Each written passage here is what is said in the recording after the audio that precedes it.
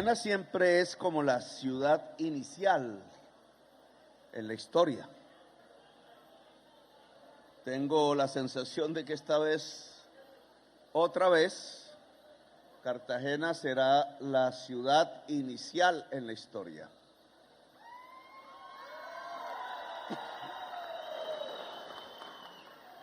Aquí vienen los presidentes, venían al centro de convenciones a hablar con alguna parte de la élite colombiana económica y de ahí en lancha a la casa de huéspedes y adiós. Era su visita a Cartagena. No venían aquí al Pozón, a los barrios populares, a las veredas campesinas, a hablar con el estudiantado, con la mujer. No venían a hablar con el pueblo. Ellos pertenecían al club de allá de la casa de huéspedes, al Club Cartagena también, y al club de la convención, del centro de convenciones. Y nosotros estamos aquí entre el pueblo, porque se trata de un gobierno diferente.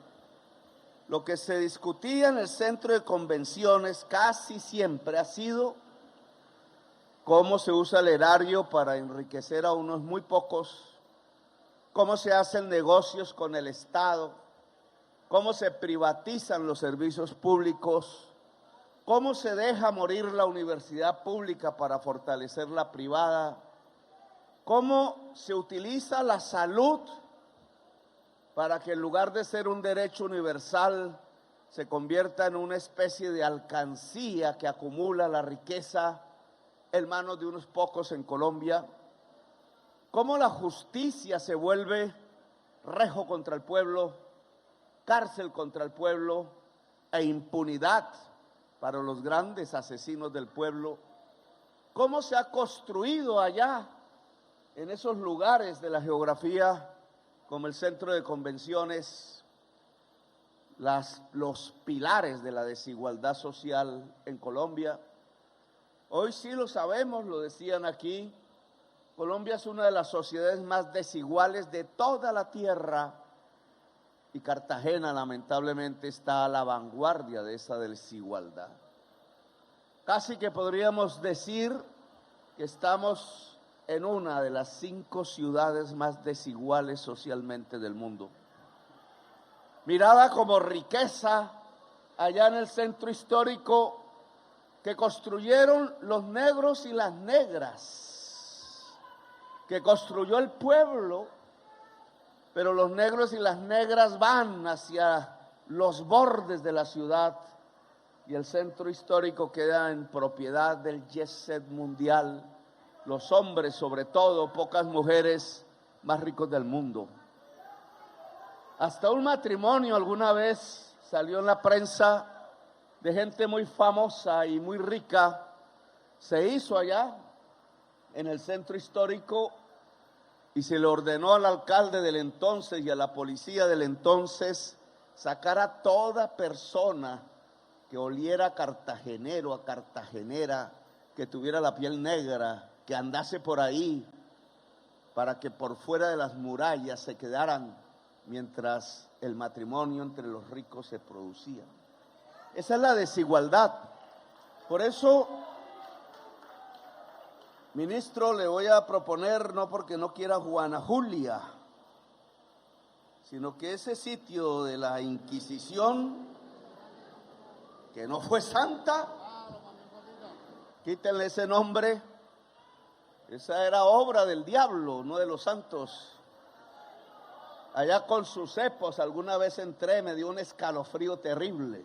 Debe tener fantasmas de tanta gente cuyo dolor se expresó allí, gente negra, gente libertaria, gente popular, porque ahí no iban los hidalgos españoles al cepo. Póngale un nombre, Bencos Biojó.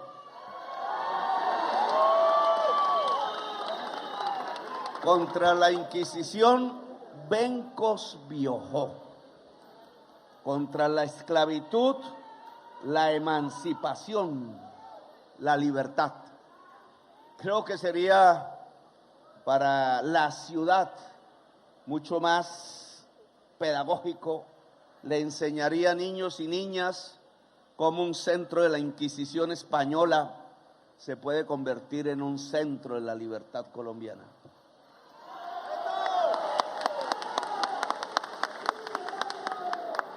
Ahora, el momento actual, parecido, no siempre es igual, pero más o menos tiene vértebras que tienen que ver con el pasado, hilachas, articulaciones que siempre vienen de la historia. Nunca nos separamos de dónde venimos, de nuestros ancestros, de nuestras luchas anteriores, de los acumulados que nos han traído hasta aquí, como los ríos. No es posible un río sin su nacimiento. No es posible un río que llega al mar sin su recorrido. No es posible un río grande sin las quebradas, sin los riachuelos. Esto que hoy somos, el gobierno del cambio, es un río inmenso que ha sido acumulado en la historia misma, incluso antes de nosotros. Tiene que ver con la misma historia patria. Tiene que ver con las resistencias de los indígenas y las indígenas durante siglos, los que aquí estaban antes de cualquiera de nosotros, con los pueblos antiguos, con las sabidurías populares. Tiene que ver con la lucha de la emancipación, de superar la necesidad para ser libres, que es el concepto mismo de la emancipación. Tiene que ver con las luchas de las madres y de las mujeres queriendo un mejor futuro. Tiene que ver incluso con el hombre trabajador, el que ha estado encima del surco, labrando la tierra para alimentar el país, o el que ha estado cargando los martillos y los bultos pesados en los puertos para cargar los buques con café antaño.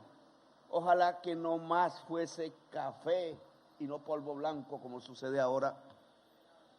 Tiene que ver con la juventud que quiere estudiar y abrir las puertas universales del pensamiento universal, conocer el mundo, que es lo que toca. Tiene que ver con esta niñez a la cual nos debemos. Somos ese torrente. Hoy Cartagena y Colombia tienen y van a decidir si se deja burlar el voto popular o no. Hemos llegado a ese momento. Decían, es que Petro habla carreta, paranoico, siempre como el lobo. ¿Cómo era que llamaba? El pastorcito mentiroso, anuncia y nunca llega. Bueno, ya comenzó el golpe. De eso tenemos que tener claridad. Era muy difícil en un país como Colombia que se aceptaran las reglas del juego democrático. Era muy difícil, indudablemente, después que le robaron las elecciones un 19 de abril de 1970 a la Napo, que no intentaran hacer lo mismo ahora.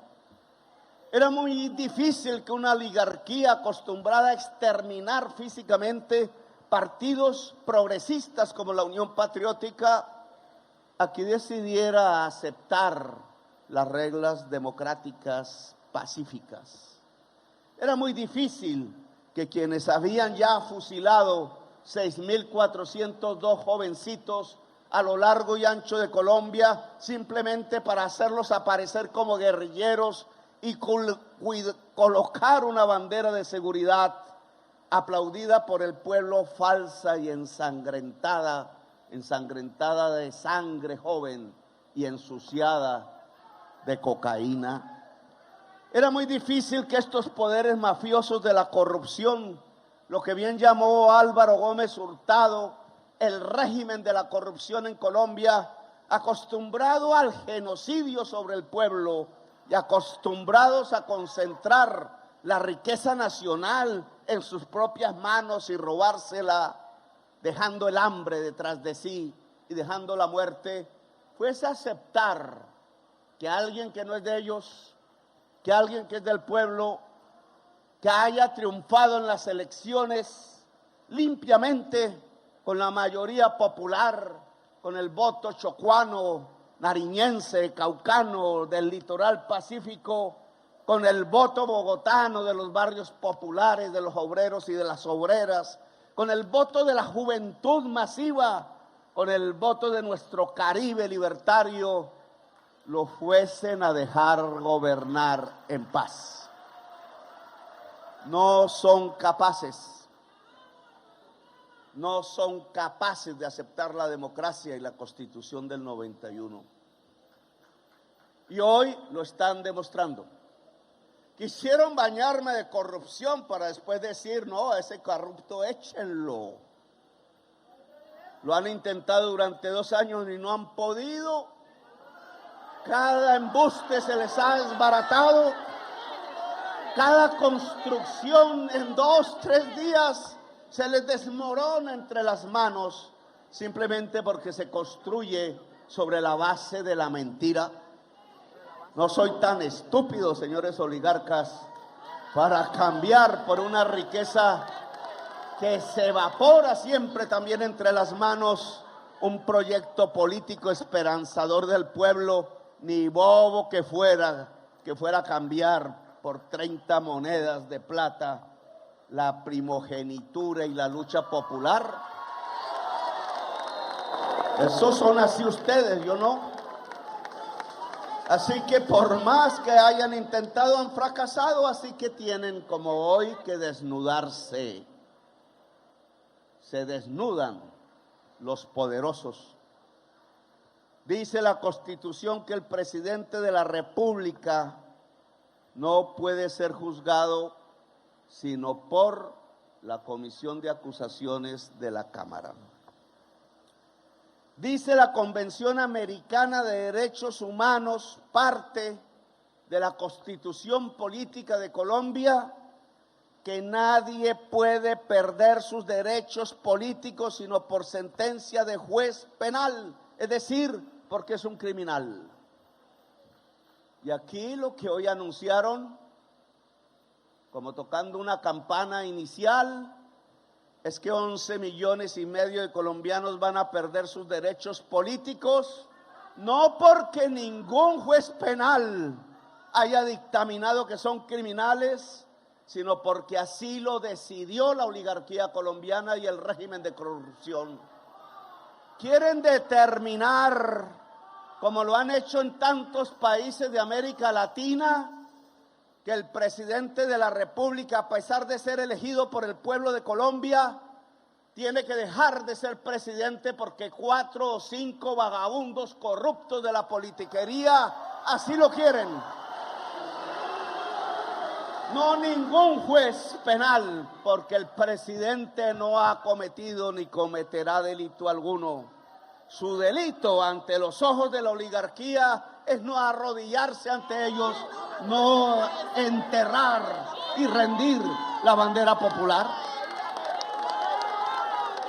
Hoy lo han demostrado, porque si la Constitución dice que el presidente de la República no puede ser juzgado por entidad diferente a la Comisión de Acusaciones, y que el voto popular no se puede anular, y que el derecho político no se puede anular sino por decisión del juez penal, porque 2 entes pertenecientes a un ente administrativo han dicho que levantan cargos contra el presidente.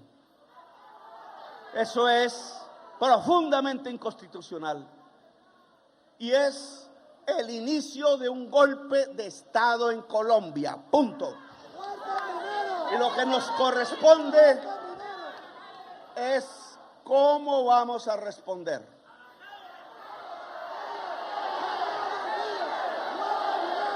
¿Cómo vamos a responder?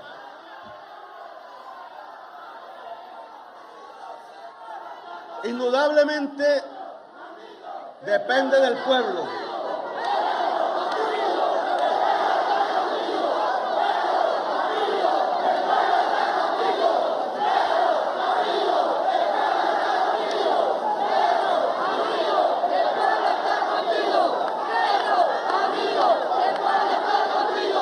El pueblo de Colombia puede retroceder, sí, puede atemorizarse, puede quedarse en sus casas, nos puede dejar solos, sería respetable, lo entenderíamos perfectamente con tanta violencia que ha habido en Colombia, con tantas generaciones enterradas en la violencia que hemos tenido en nuestra historia, de nuestros padres, abuelos, bisabuelos y de nosotros mismos. Si el pueblo se queda en su casa, arrasan con el gobierno popular. Y creo que repetirán, multiplicado por 10, las páginas de sangre que ellos, el régimen de corrupción, ya ha escrito en Colombia y nos lo ha demostrado. Creo que si ellos vuelven, no serían 6.402 jóvenes asesinados, sino 10 veces más. Creo que si ellos vienen, llenarían de masacre los territorios en donde la población con dignidad y orgullo depositó su voto en las urnas para decir que querían un gobierno del cambio, un cambio real en la historia de Colombia. En mi opinión, no pueden volver. Puede que cometamos errores como todos los seres humanos, pero no podemos cometer ese error de dejarlos volver a través de un golpe de Estado. Las consecuencias sobre nosotros, esta generación y las generaciones futuras, sería terrible. Sería sacar a Colombia de la misma civilización, de la misma humanidad y arrojarlo a los brazos de la barbarie. Barbaries que ya hemos probado y vivido en carne propia y que no tienen por qué vivir nuestros hijos, nuestros nietos, la generación presente. Por tanto, quiero que se me tome bien en cuenta el camino que creo y como presidente de la República sugiero debemos tomar. Primero, todo soldado de la República, oficial, suboficial, debe saber que la orden del presidente de la República es que no deben levantar ningún fusil contra el pueblo de Colombia en su libre expresión y manifestación. Que se sepa claramente y de antemano, la orden de su comandante constitucional por el voto popular es no levantar las armas contra el pueblo.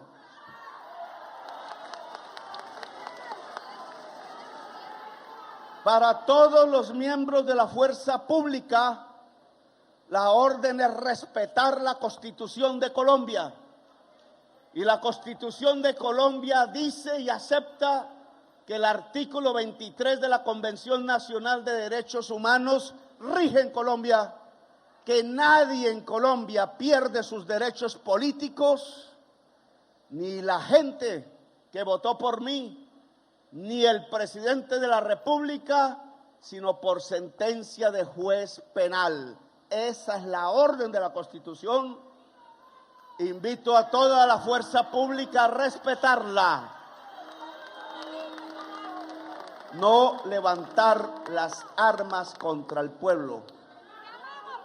Y segundo, una movilización que sobrepase por completo lo que vimos en este pasado 1 de mayo. si se atreven. Y para ello ya hay que organizar las coordinadoras de fuerzas populares en cada municipio, en cada barrio, en cada vereda, en cada cabildo indígena, en cada comunidad afrodescendiente, si se atreven a romper la Constitución y a violar el voto del año 2022, millones de colombianos tienen que salir a las calles. Los invito, les solicito, independientemente de qué pase conmigo, y rodear pacíficamente los centros del poder en Colombia hasta que se restablezca el orden constitucional en este país. Es decir, que si deciden violar el voto popular en Colombia en el año 2022, se instaura en Colombia el poder constituyente de una vez, a través de la movilización masiva del pueblo colombiano. Una de dos: o nos quedamos en la casa, lo respetaría, o cambiamos la historia de Colombia, porque los oligarcas y el régimen de la corrupción nos ha convocado para ello. A cada mujer, a cada joven popular, a cada hombre trabajador, los invito a cambiar la historia, a profundizar la democracia, a que de verdad el cambio sea real y posible. Y a cada soldado, a cada patrullero y patrullera de la Policía Nacional, a sus oficiales, los invito a no volver atrás a los tiempos en donde se enfrentaba pueblo con fusiles, torturas y golpes, sino a abrazarse entre sí, a ser hermanos, a saber que Colombia ha cambiado definitivamente y que toda orden a funcionario público, armado o desarmado, proviene del presidente constitucional de Colombia, elegido por el voto popular. Espero de todo corazón que no tengamos que llegar allá, que reflexionen. El presidente de Colombia el 1 de mayo los invitó a un acuerdo nacional, no para arrodillarnos nosotros, sino para que por fin, de común acuerdo, se puedan realizar las reformas democráticas que en la sociedad más desigual del mundo son absolutamente necesarias e imprescindibles para que podamos convivir en paz y como hermanos. Yo seguiré hasta donde el pueblo diga. Si el pueblo dice más adelante iré, sin ningún temor, sin ningún miedo. Iremos hacia donde el pueblo colombiano ordene. El presidente de la República solo tiene un comandante al frente. Y ese comandante se llama el pueblo de Colombia. Ahora, a lo que vinimos.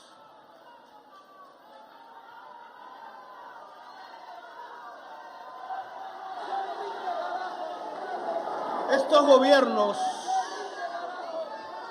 buscan que la población pueda dialogar directamente con su gobierno en esta ciudad, en el barrio popular, que lo puedan tener y saber que les pertenece. Cartagena es una ciudad que puede desaparecer literalmente.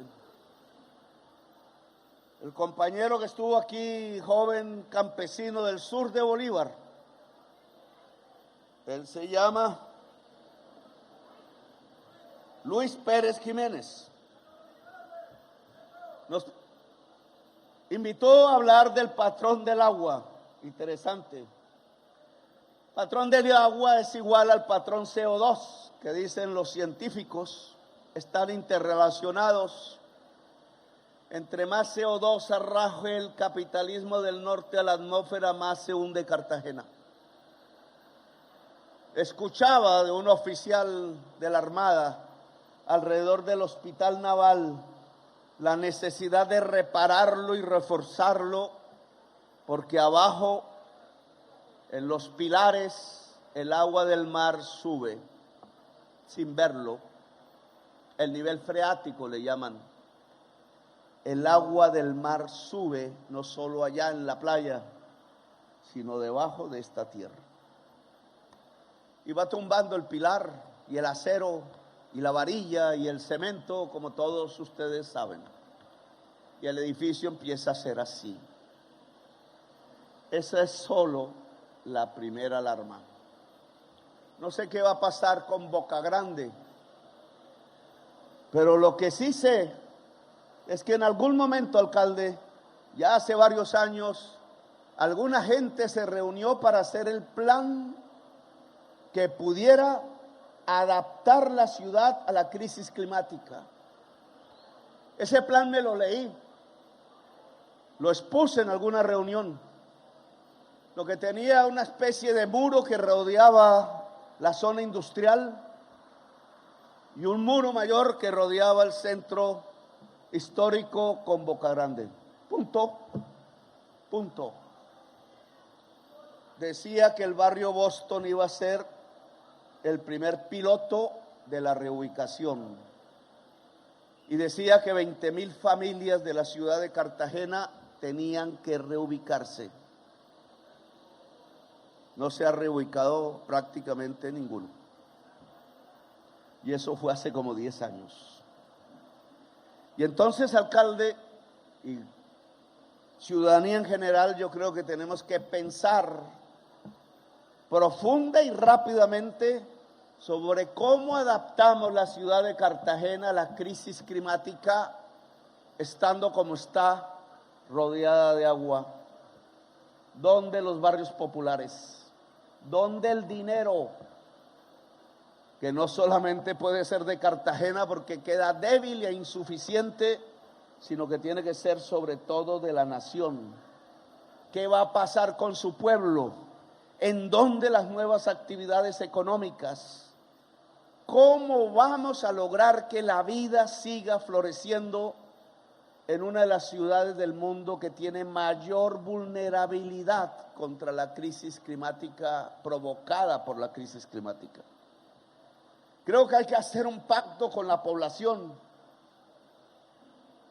No es como está pasando y como ha pasado en toda la historia de Cartagena, viendo cómo los hoteles van arrasando, hoteles del gran capital, incluso internacional, el territorio de las negritudes.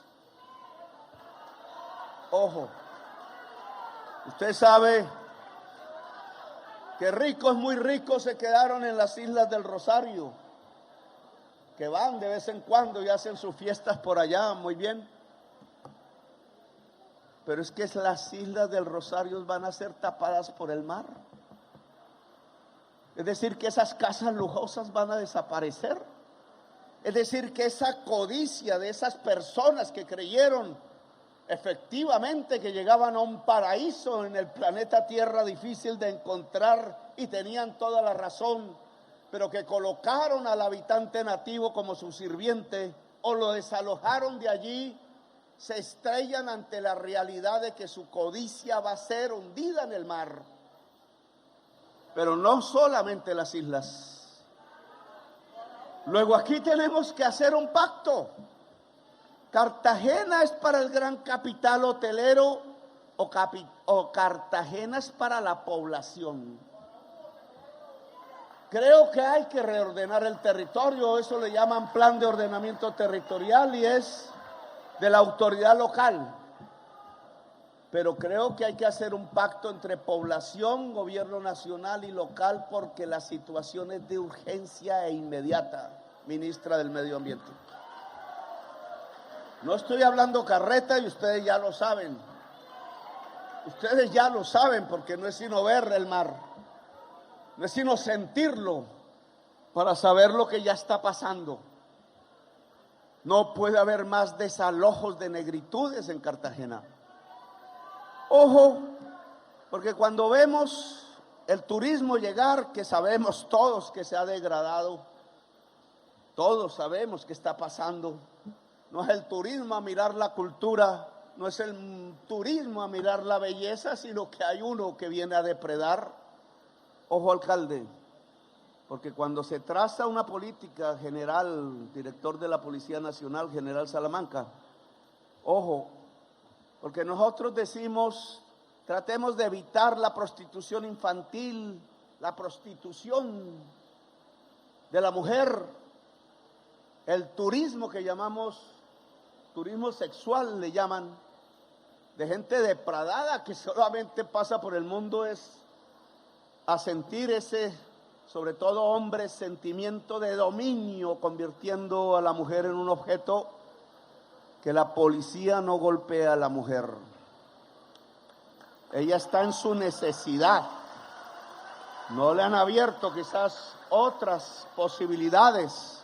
Ojo, destruir el turismo sexual no es golpear a la mujer, encalabozarla.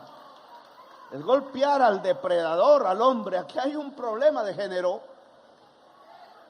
Yo soy hombre, el alcalde también, el general de la policía también, pero fácilmente, como pasa en la ciudad de Nueva York, podemos terminar encarcelando a las mujeres que llegan aquí de Cartagena o no, porque tienen hambre y necesidad y hijos que la mayoría los tienen, y ellas van al calabozo y el depredador va al hotel de lujo, después al crucero y después se va. Eso no puede ser. No puede ser. Le he pedido al general de la Policía Nacional que se acate la sentencia de la Corte Constitucional, que ordena que ningún miembro de la policía debe, le llamamos raquetear jóvenes. No es esa la función. La seguridad no es ver al joven del barrio popular como un enemigo. Para nada. La función de la policía es capturar a los proxenetas del turismo sexual, a los capos del narcotráfico que usan el puerto para exportar cocaína, a los capos del contrabando que están usando el puerto de Cartagena para traer contrabando, a los extorsionistas y jefes de la extorsión de Cartagena. Lo dije ayer en Barranquilla, general, su orden es liberar a Cartagena de la extorsión y lograr que la Policía Nacional y la juventud barrial negra, la mayoría, mulata, la mayoría de Cartagena, encuentren el policía su amigo y no es su enemigo, porque esa es la función de la seguridad, de los derechos y de la libertad de las ciudadanas y de los ciudadanos en Cartagena.